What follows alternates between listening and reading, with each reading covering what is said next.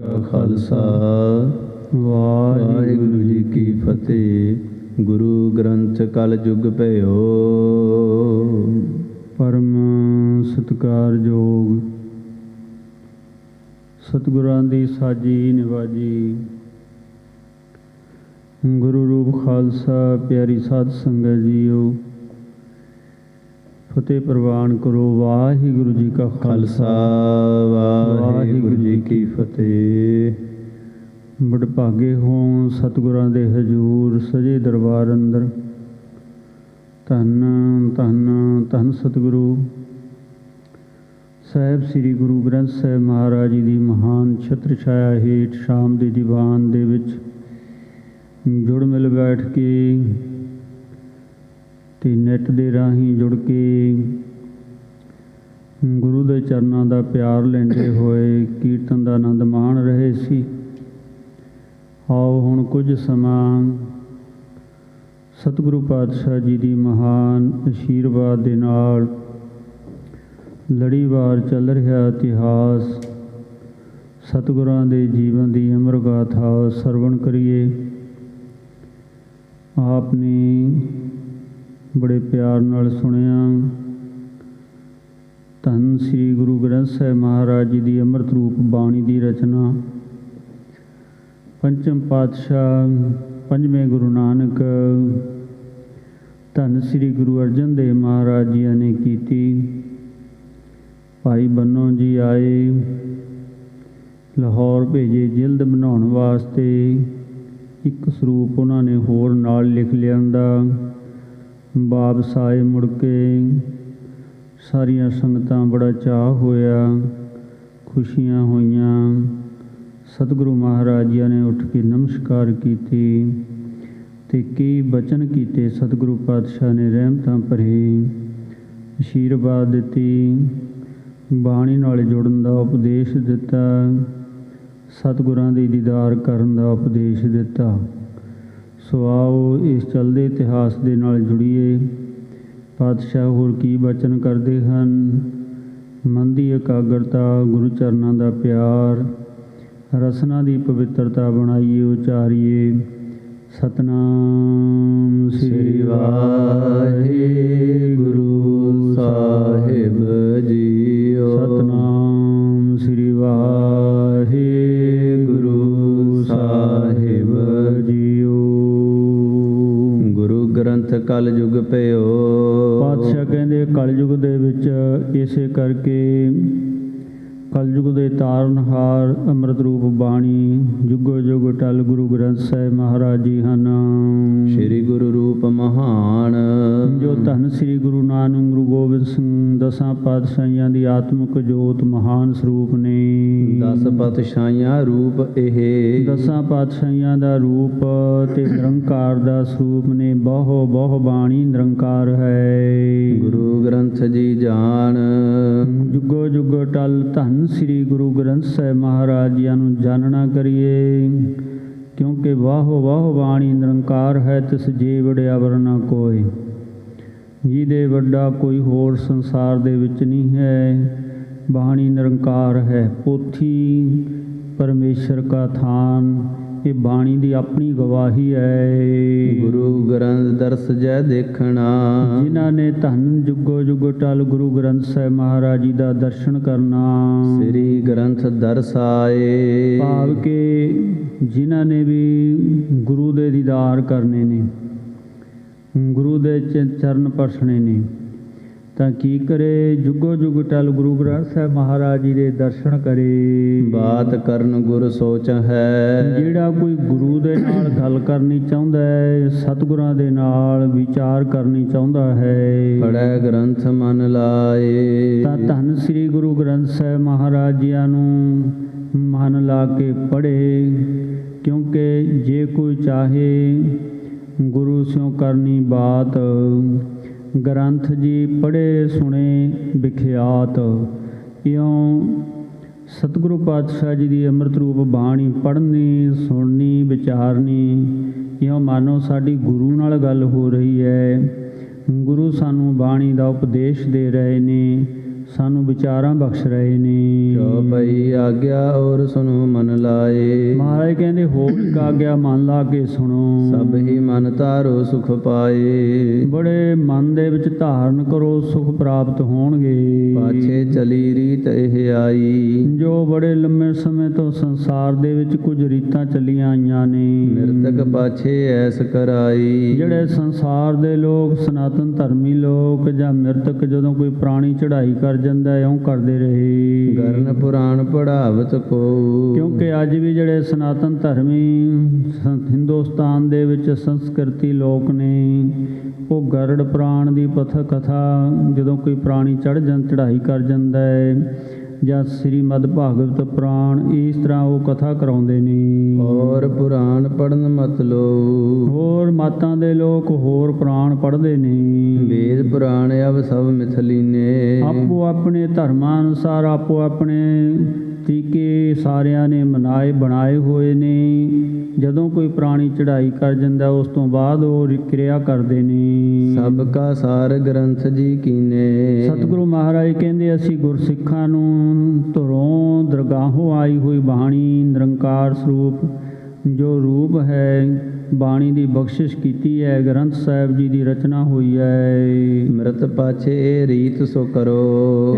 ਜਦੋਂ ਕੋਈ ਅਕਾਲ ਚਲਾਣੇ ਕਰਦਾ ਹੈ, ਉਸ ਤੋਂ ਬਾਅਦ ਇਸੇ ਤਰ੍ਹਾਂ ਰੀਤ ਕਰਨੀ ਹੈ। ਗੁਰੂ ਗ੍ਰੰਥ ਕਾ ਪਾਠ ਸੋ ਧਰੋ। ਭਾਵ ਕਿ ਗੁਰੂ ਗ੍ਰੰਥ ਸਾਹਿਬ ਜੀ ਦਾ ਪਾਠ ਕਰਨਾ, ਗੁਰਬਾਣੀ ਦਾ ਜਾਪ ਕਰਨਾ। ਪਾਵੇ ਭੋਗ ਰਾਗ ਮਾਲਾ ਪੜ। ਜਿਸ ਤਰ੍ਹਾਂ ਕਵੀ ਜੀ ਇੱਥੇ ਗੁਰੂ ਸ਼ਬਦ ਵਰਤਦੇ ਜਾ ਰਹੇ ਨੇ, ਭਾਵੇਂ ਉਸ ਸਮੇਂ ਗੁਰੂ ਸ਼ਬਦ ਨਹੀਂ ਸੀ ਲੱਗਿਆ, ਕਿਉਂਕਿ ਗੁਰੂ ਅਰਜਨ ਦੇਵ ਮਹਾਰਾਜ ਆਪ ਗੁਰੂ ਸਰੂਪ ਸਨ। ਬਾਣੀ ਨਿਰੰਕਾਰ ਸਰੂਪ ਸੁਸ਼ੋਭਿਤ ਹੋ ਚੁੱਕੀ ਸੀ। ਬਾਣੀ ਦੇ ਪਾਵਨ ਸਰੂਪ ਬੀੜ ਸਾਹਿਬ ਤਿਆਰ ਹੋ ਚੁੱਕੇ ਸਨ, ਅਤੇ ਉਪਦੇਸ਼ ਵੀ ਸੀ ਕਿ ਬਾਣੀ ਨੂੰ ਗੁਰੂ ਸਰੂਪ ਨਿਰੰਕਾਰ ਸਰੂਪ ਕਰਕੇ ਮੰਨਣਾ ਹੈ, ਅਦਬ ਕਰਨਾ ਹੈ, ਸਤਿਕਾਰ ਕਰਨਾ ਹੈ। ਆਪ ਸਤਿਗੁਰੂ ਮਹਾਰਾਜ ਕਰਾਉਂਦੇ ਆਏ। ਛਿਨ ਮੈਂ ਪਾਪ ਜਾਹੇ ਤਾਂ ਕਿ ਸੜ। ਜਿਹੜਾ ਕੋਈ ਗੁਰੂ ਗ੍ਰੰਥ ਸਾਹਿਬ ਮਹਾਰਾਜ ਦੀ ਬਾਣੀ ਦਾ ਪਾਠ ਭੋਗ ਪਾਵੇ, ਰਾਗਮਾਲਾ ਪੜ੍ਹ, ਵੀ ਰਾਗਮਾਲਾ ਪੜ੍ਹ ਕੇ ਹੀ ਸੰਪੂਰਨਤਾਈ ਕਰਨੀ ਹੈ। ਉਹਨਾਂ ਦੇ ਸਾਰੇ ਪਾਪ ਸੜ ਜਾਣਗੇ। ਕਿਉਂਕਿ ਕੁਛ ਅੱਜ ਵੀ ਐਸੇ ਲੋਕ ਨੇ ਜਿਹੜੇ ਨਹੀਂ ਪੜ੍ਹਦੇ। ਮੈਂ ਦੋ ਕੁ ਉਦਾਹਰਨਾਂ ਥੋੜ੍ਹੇ ਸਮਾਂ 'ਚ ਅੰਮ੍ਰਿਤਸਰ ਠਾਕੁਰਾਂ ਦੇ ਡੇਰੇ ਦੇ ਜਿਹੜਾ ਸੋਭਾ ਸਿੰਘ ਸਾਧੂ ਸੀ, ਸਭ ਤੋਂ ਪਹਿਲਾਂ ਉਹਨੇ ਮਹਾਰਾਜ ਦੇ ਸਰੂਪ ਲਿਖੇ, ਜਿਹਦੇ ਵਿੱਚ ਰਾਗਮਾਲਾ ਨਾ ਲਿਖੀ, ਅਤੇ ਪੜ੍ਹਦਾ ਵੀ ਨਹੀਂ ਸੀ। ਪੰਥ ਨੂੰ ਇਹ ਗੱਲ ਨਾ ਮਨਜ਼ੂਰ ਹੋਈ, ਅਰਦਾਸ ਕੀਤੀ, ਫਿਰ ਉਹਦੀ ਜ਼ਬਾਨ ਬੰਦ ਹੋ ਗਈ, ਬੋਲਣਾ ਬੰਦ ਹੋ ਗਿਆ। ਫਿਰ ਅਕਾਲ ਤਖਤ 'ਤੇ ਆ ਕੇ ਭੁੱਲ ਬਖਸ਼ਾਈ, ਅਰਦਾਸ ਕਰਾਈ, ਫਿਰ ਉਹਨੂੰ ਥੋੜ੍ਹਾ ਥੋੜ੍ਹਾ ਫਿਰ ਬੋਲਣ ਲੱਗਿਆ। ਫਿਰ ਪਸੌੜੀਆ ਬਾਬੂ ਤੇਜਾ ਸਿੰਘ, ਜਿਹਨੂੰ ਪੰਚਖੰਡ ਦੀਵਾਨ ਕਹਿੰਦੇ ਨੇ, ਅੱਜ ਵੀ ਦੀਵਾਨ ਚੱਲਦਾ ਹੈ, ਸੰਸਥਾ ਚੱਲਦੀ ਹੈ। ਉਹਨਾਂ ਨੇ ਵੀ ਗੁਰਬਾਣੀ ਕੋਸ਼ ਲਿਖੇ। ਉਹਨਾਂ ਨੇ ਵੀ ਇਹ ਉਦਮ ਕੀਤਾ ਕਿ ਅਸੀਂ ਰਾਗਮਾਲਾ ਨਹੀਂ ਪੜ੍ਹਨੀ ਜਾਂ ਭਗਤਾਂ ਦੀ ਬਾਣੀ ਨਹੀਂ ਪੜ੍ਹਨੀ। 10 ਜੁਲਾਈ 1928 ਈਸਵੀ ਨੂੰ ਮਹਾਨ ਵੱਡਾ ਇਕੱਠ ਹੋਇਆ, ਜਿਹਦੇ ਵਿੱਚੋਂ ਫਿਰ ਬਾਬੂ ਤੇਜਾ ਸਿੰਘ ਭਚੌੜੀਏ, ਪੰਚਖੰਡੀਏ ਸੇਕੇ ਗਏ, ਅਤੇ ਪੰਥ ਵੱਲੋਂ ਜਿਹੜੀਆਂ ਇਹਨਾਂ ਨੇ ਪੁਸਤਕਾਂ ਛਾਪੀਆਂ, ਭਾਗ ਬਣਾਏ, ਉਹਨਾਂ ਨੂੰ ਵੀ ਖਰੀਦਣ ਤੋਂ ਬੰਦ ਕੀਤਾ, ਵੀ ਜਿਹਦੇ ਕੋਲ ਹੈ ਉਹ ਅਕਾਲ ਤਖਤ 'ਤੇ ਪੇਸ਼ ਕਰੋ। ਭਾਵ ਜੋ ਧੰਨ ਸ੍ਰੀ ਗੁਰੂ ਅਰਜਨ ਦੇਵ ਮਹਾਰਾਜ ਜੀਆਂ ਨੇ ਅੱਜ ਵੀ ਸਾਡੇ ਕੋਲ ਸਰੂਪ ਨੇ, ਭਾਈ ਬੰਨੋ ਵਾਲੇ ਵੀ ਸਰੂਪ ਨੇ, ਜੋ ਰਾਗਮਾਲਾ ਕੀ ਕਹਿੰਦੇ ਨੇ ਕਿ ਮਗਰੋਂ ਪਾਈ, ਕਿਉਂਕਿ ਚੂੜਾਮਨ ਕਵੀ ਭਾਈ ਸੰਤੋਖ ਸਿੰਘ ਜੀ ਦਾ ਹਵਾਲਾ ਦੇ ਦਿੰਦੇ ਨੇ ਕਈ, ਪਰ ਉਹਨਾਂ ਨੂੰ ਜਦੋਂ ਆਪਾਂ ਪੜ੍ਹਾਂਗੇ ਨਾ ਧਿਆਨ ਨਾਲ, ਆਖਰ ਜਾ ਕੇ ਉਹਨਾਂ ਨੇ 2 ਪੰਕਤੀਆਂ 'ਚ ਇਹ ਗੱਲ ਲਿਖੀ ਹੈ। ਕਹਿੰਦੇ ਇਹ ਮੈਂ ਗੱਲ ਪੱਕੀ ਨਹੀਂ ਕਹਿ ਸਕਦਾ ਵੀ ਕਿਸੇ ਸਿੱਖ ਨੇ ਪਾਈ ਹੈ ਜਾਂ ਸਤਿਗੁਰਾਂ ਨੇ ਆਪ ਲਿਖੀ ਹੈ, ਪਰ ਇਹ ਗੱਲ ਜ਼ਰੂਰ ਹੈ ਕਿ ਰਾਗਮਾਲਾ ਲਿਖੀ ਹੋਈ ਸ਼ੋਭਾ ਪਾਉਂਦੀ ਹੈ। ਰਾਗਮਾਲਾ ਪੜ੍ਹ ਕੇ ਹੀ ਸੰਪੂਰਨਤਾਈ ਕਰਨੀ ਚਾਹੀਦੀ। ਆਖਰੀ ਪੰਕਤੀਆਂ 'ਚ ਭਾਈ ਸੰਤੋਖ ਸਿੰਘ ਚੂੜਾਮਨ ਕਵੀ, ਉਹਨਾਂ ਨੇ ਵੀ ਇਹ ਗੱਲ ਮੰਨੀ ਹੈ। ਸੋ ਇਸ ਤਰ੍ਹਾਂ ਰਾਗਮਾਲਾ ਪੜ੍ਹ ਕੇ ਹੀ ਸਾਨੂੰ ਸੰਪੂਰਨਤਾਈ ਕਰਨੀ ਚਾਹੀਦੀ ਹੈ। ਰਾਗਮਾਲਾ ਵੀ ਬਾਣੀ ਹੈ, ਉਹਨਾਂ ਨੇ ਵੀ ਇਹ ਗੱਲ ਲਿਖ ਦਿੱਤੀ ਕਿ ਰਾਗਮਾਲਾ ਬਾਣੀ ਹੈ। ਸੋ ਇਸ ਤਰ੍ਹਾਂ ਸਤਿਗੁਰੂ ਪਾਤਸ਼ਾਹ ਜੀ ਇਹ ਵੀ ਰਹਿਮਤ ਕਰਦੇ ਹੋਏ, ਜਦੋਂ ਤਤਕਰਿਆਂ ਦੇ ਵਿੱਚ ਵੀ ਸਹੀ ਹੈ ਅਤੇ ਲਿਖੀ ਹੋਈ ਵੀ ਲਿਖਾਈ ਵੀ ਸਹੀ ਹੈ, ਪਰ ਸਾਨੂੰ ਸ਼ੰਕਾ ਨਹੀਂ ਕਰਨਾ ਚਾਹੀਦਾ। ਕੁਛ ਜਿਹੜੇ ਗੁਰਮਤਿ ਦੇ ਵਿਰੋਧੀ ਲੋਕ, ਗੁਰੂ ਘਰ ਦੇ ਵਿੱਚ ਰਹਿ ਕੇ ਈਰਖਾ ਕਰਨ ਵਾਲੇ ਲੋਕ ਹੁੰਦੇ ਨੇ, ਉਹਨਾਂ ਵੱਲੋਂ ਸਮੇਂ-ਸਮੇਂ ਇਸ ਤਰ੍ਹਾਂ ਦੇ ਕਈ ਝੰਜਟ, ਕਈ ਬਖੇੜੇ ਖੜ੍ਹੇ ਹੁੰਦੇ ਆਏ। ਅੱਜ ਵੀ ਉਹ ਲੋਕ ਅਨੇਕਾਂ ਪ੍ਰਕਾਰ ਦੇ ਬਖੇੜੇ ਖੜ੍ਹੇ ਕਰਦੇ ਨੇ। ਇਹਨਾਂ ਤੋਂ ਗੁਰੂ ਦੇ ਪਿਆਰ ਵਾਲੀਆਂ ਸੰਗਤਾਂ, ਸੱਚੇ ਗੁਰਸਿੱਖਾਂ ਨੇ ਹੰਸ ਰੂਪ ਬਣ ਕੇ ਗੁਰੂ ਦੇ ਪਿਆਰ 'ਚ ਜੁੜੇ ਰਹਿਣਾ, ਬਚ ਕੇ ਰਹਿਣਾ ਇਹਨਾਂ ਲੋਕਾਂ ਤੋਂ। ਸੋ ਆਓ ਇਸ ਤਰ੍ਹਾਂ ਸਤਿਗੁਰੂ ਪਾਤਸ਼ਾਹ ਜੀ ਦੇ ਜੋ ਇਤਿਹਾਸ ਆਪਾਂ ਹੁਣ ਪੜ੍ਹ ਰਹੇ ਹਾਂ, ਗੁਰਬਿਲਾਸ ਪਾਤਸ਼ਾਹੀ, ਗੁਰਬਿਲਾਸ 6ਵੀਂ ਪਾਤਸ਼ਾਹੀ ਦੇ ਜਿਹੜੇ ਕਰਤਾ ਨੇ ਉਹ ਕਹਿ ਰਹੇ ਨੇ ਲਿਖਾਰੀ ਕਿ ਇਸ ਤਰ੍ਹਾਂ ਜਿਹੜਾ ਕੋਈ ਰਾਗਮਾਲਾ ਪੜ੍ਹ ਕੇ ਸੰਪੂਰਨ ਬਾਣੀ ਦਾ ਜਾਪ ਕਰਦਾ, ਉਹਦੇ ਸਾਰੇ ਪਾਪਾਂ ਦਾ ਨਾਸ ਹੁੰਦਾ ਹੈ। ਕੜਾਹ ਪੁਸ਼ਾਕ ਤੈ ਨਿਮਿਤ ਕਰਾਵੈ, ਜਿਹੜਾ ਫਿਰ ਬੜੀ ਪਿਆਰ ਦੇ ਨਾਲ ਕੜਾਹ ਪ੍ਰਸ਼ਾਦ ਦੀ ਦੀ ਕਰਾਉਂਦਾ ਹੈ। ਨਰਕ ਦਵਾਰ ਕੋ ਸੋ ਨ ਜਾਵੈ, ਉਹ ਨਰਕਾਂ ਨੂੰ ਨਹੀਂ ਜਾਂਦਾ। ਪਾਛੇ ਮਿਰਤਕ ਐਸ ਬਿਦ ਕਰੋ। ਇਸ ਤਰ੍ਹਾਂ ਵਿਧੀ ਮਹਾਰਾਜ ਦੇ ਭਾਵ ਕਿ ਗੁਰਮੁਖਾਂ ਨੇ ਇਸ ਗ੍ਰੰਥ ਦੇ ਵਿੱਚ ਜੋ ਕਰਦੇ ਵੀ ਆ ਰਹੇ ਨੇ, ਅੱਜ ਵੀ ਆਪਾਂ ਕਰ ਰਹੇ ਹਾਂ, ਇਹ ਪੰਥ ਦੇ ਵਿੱਚ ਲੰਮੇ ਸਮੇਂ ਤੋਂ ਚਲੀ ਆ ਰਹੀ ਹੈ। ਜੀਵਤ ਜਤਨ ਐਸ ਬਿਦ ਕਰੋ, ਵੀ ਜਿਉਂਦਿਆਂ ਹੋਇਆਂ ਯਤਨ ਇਸ ਤਰ੍ਹਾਂ ਧਾਰਨ ਕਰਕੇ ਰੱਖਣੇ। ਦੋਹਰਾ ਧਾਰ ਪ੍ਰੇਮ ਗੁਰੂ ਗ੍ਰੰਥ ਕਾ, ਧੰਨ ਜੁਗੋ ਜੁਗ ਟਲ ਗੁਰੂ ਗ੍ਰੰਥ ਸਾਹਿਬ ਮਹਾਰਾਜ ਜੀ ਦੇ ਨਾਲ ਪ੍ਰੇਮ ਧਾਰਨ ਕਰਕੇ, ਮਨ 'ਚ ਪ੍ਰੇਮ ਲਿਆ ਕੇ ਪਾਠ ਕਰੇ ਮਨ ਲਾਏ। ਜਿਹੜਾ ਮਨ ਲਾ ਕੇ ਬਾਣੀ ਪੜੂਗਾ, ਮਨ ਲਾ ਕੇ ਪਾਠ ਕਰਦਾ ਹੈ, ਰਾਗ ਮਾਲ ਪੜ ਪ੍ਰੇਮ ਸੋ, ਪ੍ਰੇਮ ਦੇ ਨਾਲ ਰਾਗ ਮਾਲਾ ਪੜ੍ਹ ਕੇ ਭੋਗ ਜਪਜੀ ਤੇ ਪਾਏ। ਭੋਗ ਜਿਹੜਾ ਜਪਜੀ ਸਾਹਿਬ ਤੇ ਪਾਉਣਾ, ਇਹ ਵੀ ਇੱਕ ਪੁਰਾਤਨ ਮਰਜ਼ਾਦਾ ਹੈ। ਅੱਜ ਤਾਂ ਛੱਡ ਦਿੱਤੀ ਹੈ, ਕਿਉਂਕਿ ਕੀ ਕਹਿੰਦੇ ਨੇ, ਕਹਿੰਦੇ ਜਦੋਂ ਆਰੰਭ ਕੀਤਾ ਸੀ ਉਦੋਂ ਜਪਜੀ ਸਾਹਿਬ ਦਾ ਪਾਠ ਕਰ ਲਿਆ, ਭੋਗ ਪਾਉਣ ਵੇਲੇ ਸਾਨੂੰ ਕੀ ਲੋੜ ਹੈ ਜਪਜੀ ਸਾਹਿਬ ਦਾ ਪਾਠ ਕਰਨ ਦੀ। ਇਹ ਖਾਸ ਕਰਕੇ ਇਹ ਚੀਜ਼ਾਂ ਬਹੁਤ ਥੋੜ੍ਹੇ ਸਮੇਂ ਤੋਂ ਹੀ ਸਾਡੇ 'ਚ ਕਿੰਤੂ ਪਰੰਤੂ ਆਉਣ ਲੱਗਿਆ। ਜਿਸ ਤਰ੍ਹਾਂ ਰਹਿ ਰਾਸ ਵੀ ਛੋਟੀ ਕਰ ਦਿੱਤੀ ਗਈ, ਇਹ ਪਹਿਲਾਂ ਨਹੀਂ ਸੀ। ਪਹਿਲਾਂ ਕੋਈ ਗੁਰਸਿੱਖ ਨਹੀਂ ਇਸ ਤਰ੍ਹਾਂ ਦੀਆਂ ਸੋਚਦਾ ਸੀ। ਪੁਰਾਣੇ ਸਮੇਂ ਜਿੰਨੀਆਂ ਸੰਪਰਦਾਵਾਂ ਨੇ ਪੁਰਾਤਨ, ਉਹ ਅੱਜ ਵੀ ਇਸੇ ਤਰ੍ਹਾਂ ਰਾਗਮਾਲਾ ਤੋਂ ਬਾਅਦ ਜਪਜੀ ਸਾਹਿਬ ਦਾ ਪਾਠ ਜਾਂ ਜਪਜੀ ਸਾਹਿਬ ਦੀਆਂ 5 ਪੌੜੀਆਂ ਕਰਕੇ ਫੇਰ ਹੀ ਸੰਪੂਰਨਤਾਈ ਕਰਦੇ।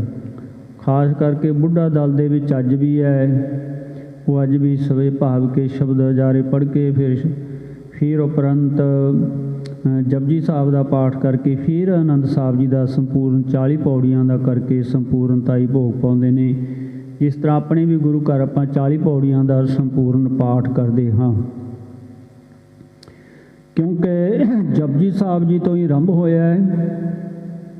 ਜਪਜੀ ਸਾਹਿਬ ਜੀ ਤੇ ਸੰਪੂਰਨ, ਕਿਉਂਕਿ ਮਹਾਰਾਜ ਦੀ ਪਹਿਲੀ ਬਾਣੀ ਹੈ, ਮੁੱਖ ਬਾਣੀ ਹੈ। ਇਸ ਕਰਕੇ ਪੁਰਾਤਨ ਗੁਰਸਿੱਖਾਂ ਦੇ ਵਿੱਚ ਇਹ ਰੀਤੀ ਸੀ। ਪਰ ਅੱਜ ਰਾਗਮਾਲਾ ਪੜ੍ਹ ਕੇ ਉਸ ਤੋਂ ਬਾਅਦ ਆਨੰਦ ਸਾਹਿਬ ਦਾ ਪਾਠ ਕਰਕੇ ਸੰਪੂਰਨਤਾਈ ਅਸੀਂ ਕਰ ਦਿੰਦੇ ਹਾਂ। ਸਮੇਂ ਅਨੁਸਾਰ ਇਹ ਪੰਥ ਦੇ ਵਿੱਚ ਇਹ ਗੱਲਾਂ ਚਲੀਆਂ ਆ ਰਹੀਆਂ ਨੇ, ਪਰ ਇਹ ਪੁਰਾਤਨ ਗੱਲਾਂ ਜਿਹੜੀਆਂ ਪੁਰਾਤਨ ਗ੍ਰੰਥਾਂ ਦੇ ਵਿੱਚ ਨੇ, ਉਹ ਉਸੇ ਤਰ੍ਹਾਂ ਦਰਜ ਨੇ, ਸਾਨੂੰ ਸੇਧ ਦਿੰਦੀਆਂ ਨੇ, ਸਾਨੂੰ ਜੋੜਦੀਆਂ ਨੇ। ਹੁਣ ਜੇ ਆਪਾਂ ਸਾਰਾ ਮਹਾਰਾਜ ਦੀ ਬਾਣੀ ਦਾ ਜਾਪ ਕੀਤਾ ਹੈ, ਜਪਜੀ ਸਾਹਿਬ ਪੜ੍ਹ ਲਿਆ, ਜੇ ਹੁਣ ਆਪਾਂ ਦੁਬਾਰੇ ਵੀ ਜਪਜੀ ਸਾਹਿਬ ਦਾ ਪਾਠ ਕਰ ਲਵਾਂਗੇ, ਫਿਰ ਘਾਟਾ ਥੋੜ੍ਹਾ ਪੈਣਾ, ਬਲਕਿ ਵਾਧਾ ਹੀ ਹੋਇਆ ਨਾ। ਕਿੱਥੇ ਇੱਕ ਪਾਠ ਜਪਜੀ ਸਾਹਿਬ ਦਾ ਕੀਤਾ, 2 ਹੋ ਗਏ, ਇੱਕ ਆਰੰਭ 'ਚ ਹੋ ਗਿਆ, ਇੱਕ ਸੰਪੂਰਨਤਾਈ 'ਤੇ ਹੋ ਗਿਆ। ਕਿੱਡੀ ਵੱਡੀ ਕਿਰਪਾ ਹੋਈ ਹੈ। ਪਰ ਅਸੀਂ ਇਹ ਕਿਰਪਾ ਤੋਂ ਨਾ ਖਾਲੀ ਹੁੰਦੇ ਜਾ ਰਹੇ ਹਾਂ, ਵਾਂਝੇ ਰਹਿੰਦੇ ਜਾ ਰਹੇ ਹਾਂ। ਬਾਣੀ ਤਾਂ ਜਿੰਨੀ ਵੀ ਅਸੀਂ ਪੜ੍ਹ ਲਈਏ ਨਾ, ਜਿੰਨੀ ਵੀ ਬਾਣੀ ਵੱਧ ਪੜ੍ਹ ਲਈਏ, ਓਨਾ ਸਾਡੇ ਜੀਵਨ ਦਾ ਭਲਾ, ਓਨਾ ਹੀ ਸਾਡਾ ਕਲਿਆਣਕਾਰੀ ਹੈ। ਜੇ ਹੁਣ ਇਸੇ ਤਰ੍ਹਾਂ ਛੱਡਦੇ ਹੋਰ ਬਾਣੀ ਨੂੰ ਛੱਡਦੇ ਚਲੇ ਜਾਵਾਂਗੇ, ਜਿਵੇਂ ਹੁਣ 5 ਪੌੜੀਆਂ 'ਤੇ ਆ ਗਏ, ਪਹਿਲਾਂ ਸਾਰੇ ਹੁਣ ਜਪਜੀ ਆਨੰਦ ਸਾਹਿਬ ਜੀ ਦਾ ਸੰਪੂਰਨ 40 ਪੌੜੀਆਂ ਦਾ ਹੀ ਪਾਠ ਹੋਇਆ ਕਰਦਾ ਸੀ। ਪੁਰਾਣੇ ਸਮੇਂ 'ਚ ਰਹਿ ਰਾਸ 'ਚ ਵੀ ਸਾਰੀ 40 ਪੌੜੀਆਂ ਦਾ ਗੁਰਸਿੱਖ ਪਾਠ ਕਰਿਆ ਕਰਦੇ ਸੀ। ਹੁਣ 5 ਪੌੜੀਆਂ ਦਾ ਕਰਦੇ ਆ, 6ਵੀਂ ਪੌੜੀ ਸੰਪੂਰਨਤਾਈ ਦੀ ਹੁੰਦੀ ਹੈ। ਸੋ ਇਸ ਤਰ੍ਹਾਂ ਭਾਵ ਅਸੀਂ ਨਾ ਸਮੇਂ ਦੇ ਮੁਤਾਬਕ ਬਾਣੀ ਪੜ੍ਹਨਾ ਘੱਟ ਕਰਦੇ ਹੀ ਚਲੇ ਜਾ ਰਹੇ ਹਾਂ। ਇਹ ਨਹੀਂ ਹੈ ਕਿ ਹੋਰ ਵਧਾਈਏ, ਇਸੇ ਕਰਕੇ ਘਾਟਾ ਹੀ ਸਾਨੂੰ ਪੈਂਦਾ ਜਾ ਰਿਹਾ ਹੈ। ਇਹ ਵੀ ਧਿਆਨ ਰੱਖਣਾ, ਜਿੰਨੀ ਅਸੀਂ ਬਾਣੀ ਘੱਟ ਕਰਦੇ ਜਾ ਰਹੇ ਹਾਂ ਸਾਨੂੰ ਵੀ ਘਾਟਾ ਉਨਾ ਹੀ ਪੈਂਦਾ ਜਾ ਰਿਹਾ। ਜਿੰਨੀ ਬਾਣੀ ਵੱਧ ਵਧਾਉਂਦੇ ਜਾਵਾਂਗੇ, ਪੜ੍ਹਦੇ ਜਾਵਾਂਗੇ, ਬਾਣੀ ਨਾਮ ਰੂਪ ਹੈ, ਅਤੇ ਉਨਾ ਹੀ ਫਿਰ ਵਾਧਾ ਵੀ ਉਨਾ ਹੀ ਹੋਣਾ, ਉਨੀ ਬਖਸ਼ਿਸ਼ ਵੀ ਉਨੀ ਹੋਣੀ ਹੈ। ਕਿਉਂ ਵੱਧ ਹੀ ਪੜ੍ਹੀਏ, ਘੱਟ ਪੜ੍ਹਨ ਤੋਂ ਥੋੜ੍ਹਾ ਜਿਹਾ ਸੰਕੋਚ ਕਰੀਏ। ਕੜਾ ਕਰਾਵੈ ਹਰਖ ਸੋ, ਬਹੁਤ ਪ੍ਰੇਮ ਦੇ ਨਾਲ ਕੜਾਹ ਪ੍ਰਸ਼ਾਦ ਦੀ ਦੇਗ ਕਰਾਉਣੀ। ਕੋਟ ਜਗ ਫਲ ਚੀਨ, ਇਉਂ ਮਾਨੋ ਬਾਣੀ ਪੜ੍ਹਨੀ, ਅਰਦਾਸ ਕਰਨੀ, ਦੇਗ ਬਣਾ ਕੇ ਅਰਦਾਸ ਕਰਾਉਣੀ, ਮਨ ਕਰੋੜਾਂ ਹੀ ਜੱਗਾਂ ਦਾ ਫਲ ਹੈ, ਕਰੋੜਾਂ ਹੀ ਇੱਕ ਦੀ ਨਹੀਂ। ਇਹ ਤਾਂ ਕਿਹਾ ਜਾਂਦਾ ਹੈ ਬਾਣੀ ਦੇ ਬਰਾਬਰ ਬਾਣੀ ਦੀ ਕੀਮਤ ਤਾਂ ਕੋਈ ਹੈ ਨਹੀਂ, ਕਿਉਂਕਿ ਪੁਰਾਤਨ ਸਨਾਤਨ ਸਮੇਂ ਦੇ ਵਿੱਚ ਇਹ ਮੰਨਿਆ ਜਾਂਦਾ ਸੀ ਵੀ ਅਸਮੇਧ ਜਗ ਸਾਰਿਆਂ ਨੂੰ ਵੱਡਾ ਪੁੰਨ ਫਲ ਮੰਨਿਆ ਜਾਂਦਾ ਸੀ। ਪਰ ਮਹਾਰਾਜ ਦਾ ਕਰੋੜਾਂ ਹੀ ਕਹਿ ਦਿੱਤਾ ਹੈ ਵੀ ਐਸਾ ਹੀ ਕਰੋੜਾਂ ਹੀ ਜੱਗਾਂ ਦਾ ਫਲ ਹੈ। ਸਭ ਸੰਗਤ ਸੁਨ ਬੈਨ ਗੁਰ, ਮਹਾਰਾਜ ਦੇ ਬਚਨ ਸੁਣ ਕੇ ਸਾਰੀਆਂ ਸੰਗਤਾਂ ਭਾਰ ਚਿੱਤ ਮੈਂ ਲੀਨ, ਹਿਰਦੇ ਵਿੱਚ ਧਾਰਨ ਕੀਤਾ ਹੈ। ਜੋ ਇੱਛਾ ਕਉ ਕਰੈ, ਜਿਹੜਾ ਕੋਈ ਇੱਛਾ ਕਰਦਾ ਹੈ, ਮਨ ਦੇ ਵਿੱਚ ਭਾਵਨਾ ਲਿਆਉਂਦਾ ਹੈ, ਸੋ ਸਭ ਪੂਰਨ ਹੋਏ, ਸਾਰਿਆਂ ਦੀਆਂ ਪੂਰਨ ਹੋਣਗੀਆਂ। ਸ਼੍ਰੀ ਮੁਖ ਤੇ ਐਸੇ ਕਹਾ, ਸਤਿਗੁਰੂ ਮਹਾਰਾਜ ਨੇ ਆਪਣੇ ਪਵਿੱਤਰ ਮੁਖਾਰਬਿੰਦ ਤੋਂ ਐਸੇ ਬਚਨ ਕੀਤੇ। ਜਾਣ ਲਿਓ ਸਭ ਕੋਏ, ਸਾਰੇ ਜਾਣ ਲੈਣਾ ਕਰੋ। ਬਾਣੀ ਦੇ ਵਿੱਚ ਵੀ ਬਚਨ ਨੇ, ਜੋ ਮੰਗੈ ਠਾਕੁਰ ਆਪਣੇ ਤੇ ਸੋਈ ਸੋਈ ਦੇਵੈ, ਜੋ ਜੋ ਮੰਗੋ ਸੋਈ ਸੋਈ ਪਾਵੋ। ਇਉਂ ਜੋ ਮੰਗਦੇ ਹਾਂ ਸਾਰੀ ਦਾਤ ਪ੍ਰਾਪਤ ਹੁੰਦੀ ਹੈ। ਚੌਪਈ ਸ਼੍ਰੀ ਮੁਖ ਬੋਹਰ ਕਰੇ ਪੈਸ ਬੈਨਾ, ਸਤਿਗੁਰੂ ਮਹਾਰਾਜ ਜੀ ਨੇ ਬਚਨ ਕੀਤੇ। ਰਾਮ ਸਰ ਤਟ ਉੱਤਰ ਸੁਖ ਐਨਾ, ਪਾਤਸ਼ਾਹ ਕਹਿ ਰਹੇ ਨੇ ਜੋ ਰਾਮ ਸਰ ਉੱਤਰ ਵਾਲਾ ਪਾਸਾ ਹੈ, ਰਚੀ ਬੀੜ ਏਠਾ ਮਨ ਲਾਈ, ਜਿੱਥੇ ਸਤਿਗੁਰੂ ਮਹਾਰਾਜ ਨੇ ਤੰਬੂ ਲਵਾ ਕਰਕੇ ਸੁੰਦਰ ਬਾਣੀ ਦੀ ਰਚਨਾ ਕੀਤੀ। ਹੁਕਮ ਠਾਮ ਕੀ ਕਹੀ ਨ ਜਾਈ, ਮਹਾਰਾਜ ਉਸ ਪਵਿੱਤਰ ਧਰਤੀ ਨੂੰ ਕਹਿ ਰਹੇ ਨੇ ਵੀ ਇਸ ਧਰਤੀ ਦੀ ਕੋਈ ਉਪਮਾ ਨਹੀਂ ਹੈ, ਕਿਉਂਕਿ ਇਸ ਧਰਤੀ ਤੇ ਬਾਣੀ ਦੀ ਰਚਨਾ ਹੋਈ ਹੈ। ਇਹ ਮਹਾਨ ਪਵਿੱਤਰ ਧਰਤੀ ਹੈ। ਧਰਤੀ ਪਈ ਹਰਿਆਵਲੀ, ਜਿੱਥੇ ਮੇਰਾ ਸਤਿਗੁਰ ਬੈਠਾ ਆਏ। ਇਉਂ ਧਰਤੀ ਦੀ ਪਵਿੱਤਰਤਾ ਹੈ, ਸੋਭਾ ਹੈ, ਉਪਮਾ ਹੈ। ਬਹੁਤ ਦੁਖ ਤਪਤ ਇਹਾਂ ਜੋ ਆਵੈ, ਜਿਹੜਾ ਕੋਈ ਬਾਹਲਾ ਦੁਖੀਆ ਤਪਤ ਹਿਰਦੇ ਵਾਲਾ ਜਿਹੜਾ ਇੱਥੇ ਆਊਗਾ, ਦੇਖਤ ਦਰਸ ਸਾਤ ਹੋਏ ਜਾਵੈ, ਆ ਕੇ ਦਰਸ਼ਨ ਕਰੋ, ਨਮਸਕਾਰ ਕਰੋ, ਉਹਦੇ ਹਿਰਦੇ ਨੂੰ ਸ਼ਾਂਤੀ ਪ੍ਰਾਪਤ ਹੋ ਜਾਵੇਗੀ। ਇਹ ਬਚਨ ਮਹਾਰਾਜ ਨੇ ਆਪ ਕੀਤੇ। ਭਾਦਰੋਂ ਸਦੀ ਏਕਮ ਜੋ ਹੋਈ, ਭਾਦਰੋਂ ਦੀ ਏਕਮ ਸੀ, ਕਰੈ ਦਰਸ ਜੋ ਮਨ ਚਿਤ ਕੋਈ, ਜਿੱਦਣ ਸਾਰੀਆਂ ਸੰਪੂਰਨਤਾਈਆਂ ਹੋਈਆਂ, ਪ੍ਰਕਾਸ਼ ਹੋਏ। ਮਹਾਰਾਜ ਕਹਿੰਦੇ ਇਸ ਦਿਨ ਜੋ ਕੋਈ ਮਨ ਦੇ ਵਿੱਚ ਚਿੱਤ ਵਿੱਚ ਇੱਛਾ ਲੈ ਕੇ ਗ੍ਰੰਥ ਭੋਗ ਕਾ ਫਲ ਤੈ ਪਾ ਹੋਵੈ, ਆ ਕੇ ਦਰਸ਼ਨ ਕਰੋ, ਇਸ਼ਨਾਨ ਕਰੋ। ਉਹਨੂੰ ਇਉਂ ਮਾਨੋ ਵੀ ਸਾਰੀ ਬਾਣੀ ਦੇ ਸੰਪੂਰਨਤਾਈ ਬਾਣੀ ਪੜ੍ਹਨੀ ਸੁਣਨੀ ਦਾ ਫਲ ਮਿਲੇਗਾ। ਜਨਮ ਮਰਨ ਅਗ ਸੰਕਟ ਖੋਵੈ, ਜਿਹੜਾ ਜਨਮ ਤੇ ਮਰਨ ਦਾ ਦੁੱਖ ਹੈ ਉਹ ਸਾਰੇ ਸੰਕਟ ਖਤਮ ਹੋ ਜਾਣਗੇ। ਇਹ ਬਖਸ਼ਿਸ਼ਾਂ ਕੀਤੀਆਂ। ਇਹ ਅਸਥਾਨ ਕੀ ਉਪਮ ਮਹਾਨਾ, ਮਹਾਰਾਜ ਕਹਿੰਦੇ ਇਸ ਪਵਿੱਤਰ ਸਥਾਨ ਦੀ ਇਹ ਮਹਾਨ ਉਪਮਾ ਹੈ। ਸ੍ਰੀ ਗੁਰੂ ਗ੍ਰੰਥ ਬੀੜ ਜੈਠਾਨਾ, ਜਿੱਥੇ ਧੰਨ ਸ੍ਰੀ ਗੁਰੂ ਗ੍ਰੰਥ ਸਾਹਿਬ ਮਹਾਰਾਜ ਦੇ ਪਾਵਨ ਸਰੂਪ ਦੀ ਰਚਨਾ ਹੋਈ। ਸਭ ਦੀਵਾਨ ਸ੍ਰੀ ਮੁਖ ਸੁਨ ਬੈਨਾ, ਸਾਰੀਆਂ ਸੰਗਤਾਂ ਨੇ ਪਾਤਸ਼ਾਹ ਦੇ ਮੁਖਾਰਬਿੰਦ ਤੋਂ ਐਸੇ ਬਚਨ ਉਪਮਾ ਦੇ ਸੁਣੇ। ਬੰਧਨ ਕਰ ਪਾਇਓ ਅਤ ਚੈਨਾ, ਸਤਿਗੁਰਾਂ ਨੂੰ ਨਮਸਕਾਰ ਕੀਤੇ, ਮਨਾਂ ਦੇ ਵਿੱਚ ਅਤਿਅੰਤ ਹੀ ਸੁਖ ਪਾਇਆ। ਹੁਣ ਬੰਨੋ ਨੇ ਦਵੈ ਕਰ ਜੋਰੇ, ਭਾਈ ਬੰਨੋ ਜੀਆਂ ਨੇ ਵੀ ਬੇਨਤੀ ਕੀਤੀ ਹੱਥ ਜੋੜ ਕੇ, ਆਗਿਆ ਦੇਹੋ ਜਹੋਂ ਗ੍ਰਹਿ ਓਰੇ, ਮਹਾਰਾਜ ਆਗਿਆ ਦਿਓ ਮੈਂ ਆਪਣੇ ਘਰ ਨੂੰ ਜਾਵਾਂ। ਦੋਹਰਾ ਲੈ ਆਗਿਆ ਸ੍ਰੀ ਗੁਰੂ ਤੇ, ਸਤਿਗੁਰੂ ਮਹਾਰਾਜ ਤੋਂ ਆਗਿਆ ਲੈ ਕੇ ਭਾਈ ਬੰਨੋ ਜੀ ਬੰਨੋ ਉਦਮ ਕੀਨ, ਬੜਾ ਉਦਮ ਕੀਤਾ ਹੈ। ਪਾਲਕੀ ਨਿਜ ਮੰਗਾਏ ਗੁਰ, ਫਿਰ ਕੀ ਕੀਤਾ ਹੈ ਆਪਣੇ ਤੌਰ ਤੇ, ਫਿਰ ਉਹਨਾਂ ਨੇ ਪਾਲਕੀ ਮੰਗਵਾਈ ਹੈ ਤਿਆਰ ਕਰਾ ਕੇ। ਗੁਰੂ ਗ੍ਰੰਥ ਧਰ ਦੀਨ, ਸੁੰਦਰ ਪਾਲਕੀ ਦੇ ਵਿੱਚ ਧੰਨ ਸ੍ਰੀ ਗੁਰੂ ਗ੍ਰੰਥ ਸਾਹਿਬ ਮਹਾਰਾਜ ਜੀ ਨੂੰ ਸੁਸ਼ੋਭਿਤ ਕੀਤਾ ਹੈ। ਨਿਜ ਦੇਸੈ ਮੰਗਟ ਗਇਓ, ਇਸੇ ਤਰ੍ਹਾਂ ਸੁਸ਼ੋਭਿਤ ਕਰਕੇ ਨਾਮ ਜਪਦੇ ਹੋਏ ਪਾਲਕੀ ਸਾਹਿਬ ਜੀ ਦੇ ਵਿੱਚ ਅੰਮ੍ਰਿਤਸਰ ਤੋਂ ਜੋ ਦੂਸਰਾ ਤਿਆਰ ਕਰਕੇ ਲਿਆਏ ਸੀ ਲਿਖ ਕੇ, ਆਪਣੇ ਮਾਂਗਟ ਨਗਰ ਨੂੰ ਗੁਜਰਾਤ ਜ਼ਿਲ੍ਹੇ 'ਚ ਲੈ ਕੇ ਗਏ। ਕਰੋ ਨ ਕਥਾ ਬਿਥਾਰ। ਕਵੀ ਜੀ ਕਹਿੰਦੇ ਮੈਂ ਇਸ ਗੱਲ ਦੀ ਵਿਸਥਾਰ ਨਹੀਂ ਕਰਾਂਗਾ, ਕਿਉਂਕਿ ਜਿਹੜੀ ਬੀੜ ਭਾਈ ਬੰਨੋ ਜੀ ਬਣਾ ਕੇ ਲੈ ਕੇ ਗਏ ਸੀ, ਜ਼ਿਆਦੇ ਪੁਰਾਤਨ ਸਮੇਂ 'ਚ ਉਤਾਰੇ ਉਸ ਬੀੜ ਦੇ ਹੀ ਹੁੰਦੇ ਰਹੇ, ਜੋ ਸਤਿਗੁਰੂ ਮਹਾਰਾਜ ਦੇ ਸਰੂਪ ਭਾਈ ਗੁਰਦਾਸ ਜੀ ਨੇ ਲਿਖੇ, ਸਤਿਗੁਰਾਂ ਨੇ ਲਿਖਾਏ। ਪਹਿਲਾਂ ਹਰਿਮੰਦਰ ਸਾਹਿਬ ਪ੍ਰਕਾਸ਼ ਹੁੰਦੇ ਰਹੇ, ਫਿਰ ਛੇਵੇਂ ਪਾਤਸ਼ਾਹ ਜੀਆਂ ਕੋਲ ਰਹੇ, ਥੋੜ੍ਹਾ ਸਮਾਂ ਪਰ ਫਿਰ ਕਰਤਾਰਪੁਰ ਧੀਰ ਮੱਲਿਆਂ ਦੇ ਹੱਥ ਆ ਗਏ। ਕੋਈ ਉਤਾਰਾ ਨਹੀਂ ਇੱਥੋਂ ਹੋਣ ਦਿੱਤਾ। ਇੱਕ ਉਤਾਰਾ ਬਾਬਾ ਦੀਪ ਸਿੰਘ ਜੀ ਦਾ ਹੁੰਦਾ ਹੈ, ਉਹਨਾਂ ਨੇ ਲਿਖ ਕੇ ਫਿਰ ਆ ਕੇ ਇੱਥੇ ਸੋਧ ਕੇ ਲੈ ਕੇ ਗਏ ਸੀ। ਉਹ ਦਮਦਮਾ ਸਾਹਿਬ ਇੱਕ ਸਰੂਪ ਹੈ, ਜੋ ਭਾਵ ਕਿ ਭਾਈ ਗੁਰਦਾਸ ਜੀ ਵਾਲੇ ਸਰੂਪ ਜੋ ਕਰਤਾਰਪੁਰ ਸਾਹਿਬ ਨੇ ਉਹਨਾਂ ਦੇ ਨਾਲ ਮਿਲਦਾ। ਹਾਂ, ਜਿਹੜੇ ਹੱਥੀਂ ਲਿਖਤ ਕਈਆਂ ਨੇ ਬਹੁਤ ਬਾਅਦ ਘਾਟ ਕੀਤਾ, ਜੇ ਕੋਈ ਕੀਤਾ ਹੈ ਤਾਂ ਪੰਥ ਨੇ ਉਹਦੇ ਵਿੱਚ ਕੋਈ ਭਾਵ ਕਿ ਮਨਜ਼ੂਰੀ ਨਹੀਂ ਦਿੱਤੀ। ਜਦੋਂ ਪਤਾ ਲੱਗ ਗਿਆ ਤਾਂ ਉਸ ਦੇ ਵਰਖਲਾਫ ਫਿਰ ਪੰਥ ਨੇ ਫੈਸਲਾ ਲਿਆ, ਭਾਵ ਕੋਈ ਵੀ ਅੰਮ੍ਰਿਤ ਰੂਪ ਬਾਣੀ ਦੇ ਇੱਕ ਵੀ ਅਕਸਰ ਨੂੰ ਕੋਈ ਅੱਗੇ ਪਿੱਛੇ ਨਹੀਂ ਕਰ ਸਕਦਾ ਹੈ।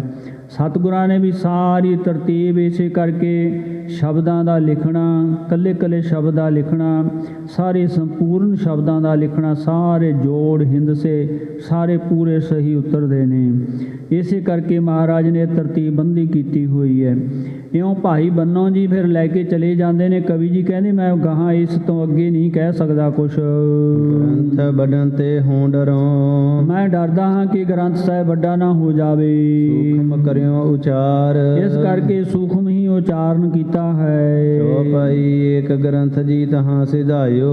ਇਸ ਤਰ੍ਹਾਂ ਇੱਕ ਗ੍ਰੰਥ ਸਾਹਿਬ ਜੋ ਭਾਈ ਬੰਨੋ ਜੀ ਲੈ ਗਏ, ਇਹਾਂ ਧਿਆਏ ਪੂਰਨ ਕਵ ਗਾਇਓ। ਕਵੀ ਜੀ ਕਹਿੰਦੇ ਅਧਿਆਸ ਸੰਪੂਰਨ ਹੋਇਆ ਹੈ। ਜੋ ਸਤਿਗੁਰਾਂ ਨੇ ਭਾਈ ਗੁਰਦਾਸ ਜੀਆਂ ਤੋਂ ਆਪ ਕਿਰਪਾ ਕਰਕੇ ਲਿਖਾਇਆ, ਉਹ ਸਤਿਗੁਰਾਂ ਦੇ ਹਜ਼ੂਰੀ ਹੈ। ਗ੍ਰੰਥ ਬੀੜ ਧਿਆਏ ਪੂਰਨ ਭਇਓ। ਭਾਵ ਕਿ ਇਹ ਅਧਿਆਸ ਹੀ ਜਿਹੜਾ ਅੰਮ੍ਰਿਤ ਰੂਪ ਬਾਣੀ ਦਾ ਸੰਕਲਨ ਕਰਨਾ, ਬੀੜ ਸਾਹਿਬ ਜੀ ਦੀ ਰਚਨਾ ਹੋਣੀ, ਇਹ ਕਹਿੰਦੇ ਕਵੀ ਜੀ ਇਹਦੇ ਆਪ ਪੂਰਾ ਹੋ ਗਿਆ ਹੈ। ਜੋ ਬੜੈ ਤਾਂ ਕਾ ਦੁਖ ਗਇਓ। ਜਿਹੜਾ ਕੋਈ ਪੜੂਗਾ ਉਹਦੇ ਸਾਰੇ ਦੁੱਖ ਦੂਰ ਹੋਣਗੇ। ਭਗਤ ਸਿੰਘ ਤੈ ਫਲ ਅਧਿਕਾਈ। ਭਾਈ ਭਗਤ ਸਿੰਘ ਜੀ ਕਹਿ ਰਹੇ ਨੇ, ਕਿਉਂਕਿ ਭਾਈ ਮਨੀ ਸਿੰਘ ਤੋਂ ਸੁਣ ਰਹੇ ਸੀ, ਕਹਿ ਰਹੇ ਨੇ ਭਾਈ ਮਨੀ ਸਿੰਘ ਕਿ ਇਹ ਭਾਈ ਭਗਤ ਸਿੰਘ, ਇਹ ਅਧਿਆਪ ਪੜ੍ਹਨ ਦਾ ਜੋ ਫਲ ਹੈ, ਜੋ ਧਿਆਏ ਪੜ੍ਹ ਹੈ ਮਨ ਲਾਈ। ਮਨ ਲਾ ਕੇ ਜਿਹੜਾ ਪੜੂਗਾ ਇਹ ਗੁਰੂ ਪਾਤਸ਼ਾਹ ਜੀ ਦੀ ਅਮਰ ਜੀਵਨ ਦੀ ਗਾਥਾ।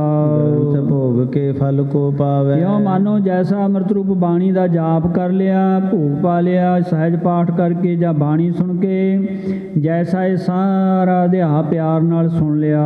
ਜਨਮ ਬੀਚ ਬਹਰੋ ਨਹੀਂ ਆਵੈ। ਉਹਨੂੰ ਦੁਬਾਰੇ ਜਨਮ ਮਰਨ ਦੇ ਵਿੱਚ ਚੱਕਰ ਨਹੀਂ ਪੈਣਾ, ਗੀੜ ਨਹੀਂ ਪੈਣਾ ਹੈ। ਦੋਹਰਾ ਅੱਗੇ ਕਥ ਹੋਏਗੀ। ਹੁਣ ਕਈ ਕਹਿ ਰਹੇ ਨੇ ਕਵੀ ਜੀ ਅੱਗੇ ਮੈਂ ਕਿਹੜੀ ਕਿਹੜੀ ਕਥਾ ਬਿਆਨ ਕਰਾਂਗਾ। ਗੁਰੂ ਗ੍ਰੰਥ ਅਸਥਾਨ।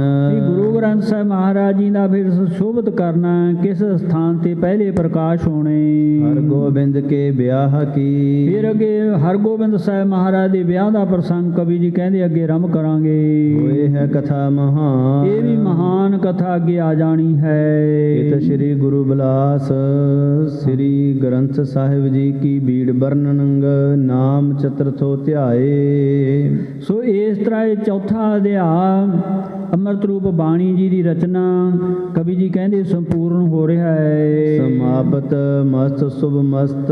ਵੀ ਇਹ ਸਮਾਪਤ ਹੋ ਰਿਹਾ ਹੈ, ਬਹੁਤ ਸ਼ੁਭ ਹੈ। ਹੁਣ ਅਗਲਾ ਅਧਿਆਇ ਆਰੰਭ ਹੋ ਜਾਣਾ ਹੈ। ਅਫਜੂ ਦੋਹਰਾ ਸ੍ਰੀ ਗੁਰੂ ਨਾਨਕ ਕੋ ਨਮੋ। ਧੰਨ ਸ੍ਰੀ ਗੁਰੂ ਨਾਨਕ ਦੇਵ ਮਹਾਰਾਜ ਜੀ ਨੂੰ ਨਮਸਕਾਰ ਕਰਦੇ ਨੇ, ਮੰਗਲਾਚਰਨ ਕਰਦੇ ਨੇ ਕਵੀ ਜੀ। ਤਾਹੇ ਚਰਨ ਉਰਤਾਰ। ਮੈਂ ਉਹਨਾਂ ਦੇ ਚਰਨਾਂ ਨੂੰ ਹਿਰਦੇ 'ਚ ਵਸਾ ਕਰਕੇ ਕਥਾ ਸੋ ਪੰਚਮ ਧਿਆਏ ਕੀ। ਪੰਜਵਾਂ ਅਧਿਆਇ ਆਰੰਭ ਕਰਨ ਲੱਗਿਆ ਹਾਂ। ਵਰਣਨ ਕਰੋ ਅਪਾਰ। ਜੋ ਪਾਰਾਵਾਰ ਤੋਂ ਰਹਿਤ ਹੈ ਮਹਾਰਾਜ ਦੀ ਕਥਾ ਮੈਂ ਭਾਵ ਕਿ ਕਹਿ ਨਹੀਂ ਸਕਦਾ, ਪਰ ਫਿਰ ਵੀ ਮੈਂ ਗੁਰੂ ਦਾ ਜਸ ਕਰਨ ਲੱਗਿਆ ਹਾਂ। ਕਿਰਪਾ ਸਿੰਧ ਸ੍ਰੀ ਸਤਿਗੁਰੂ। ਕਿਰਪਾ ਦੇ ਸਮੁੰਦਰ ਸਤਿਗੁਰੂ ਪਾਤਸ਼ਾਹ ਜੀ। ਗੁਰੇ ਅਰਜਨ ਸੁਖ ਖਾਨ। ਧੰਨ ਸ੍ਰੀ ਗੁਰੂ ਅਰਜਨ ਦੇਵ ਮਹਾਰਾਜ ਸੁੱਖਾਂ ਦੇ ਦਾਤੇ।